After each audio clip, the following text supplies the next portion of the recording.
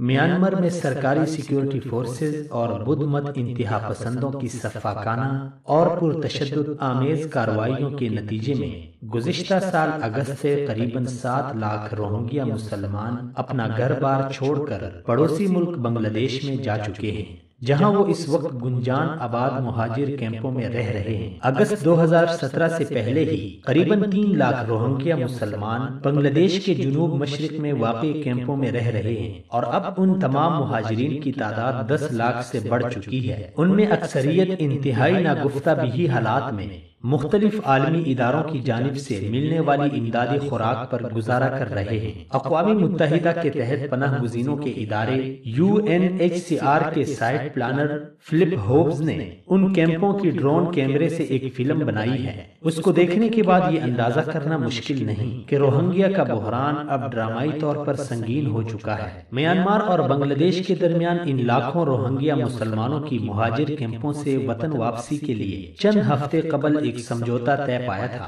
اس کے تحت روہنگیا مسلمانوں کی میانمار میں واپسی شروع ہونے کے بعد تمام عمل 2 سال میں مکمل ہوگا۔ اس سمجھوتے کا اطلاق اکتوبر 2016 میں میانمار کی ریاست راکھین اراکان میں روہنگیا مسلمانوں کے خلاف برمی سیکیورٹی فورسز اور بدھ مت انتہا پسندوں کے حملوں کے بعد 2 مراحل میں بے گھر ہونے والے لاکھوں افراد پر ہوگا۔ اس کا اطلاق ان روہنگیا مہاجرین پر نہیں ہوگا جو اس تاریخ سے پہلے سے بنگلہ دیش میں رہ رہے ہیں۔ اقوام متحدہ کے مطابق ان روہنگیا مہاجرین کی تعداد 2 لاکھ کے لگ بھگ ہے۔ واضح رہے کہ میانمار کی حکومت کو اس کی فوج کے وحشیانہ کریک ڈاؤن کے نتیجے میں مہاجرت کی زندگی اختیار کرنے پر مجبور ہونے والے لاکھوں روہنگیا مسلمانوں کی واپسی کے لیے سخت عالمی دباؤ کا سامنا ہے۔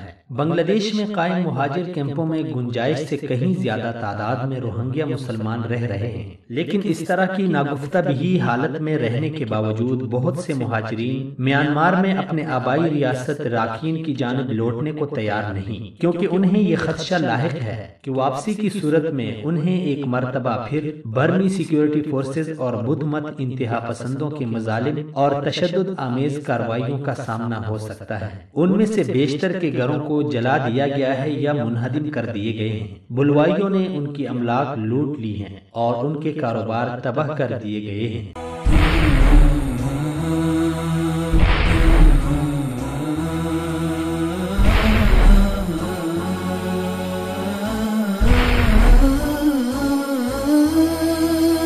مثال اردو، سچ کا چہرہ۔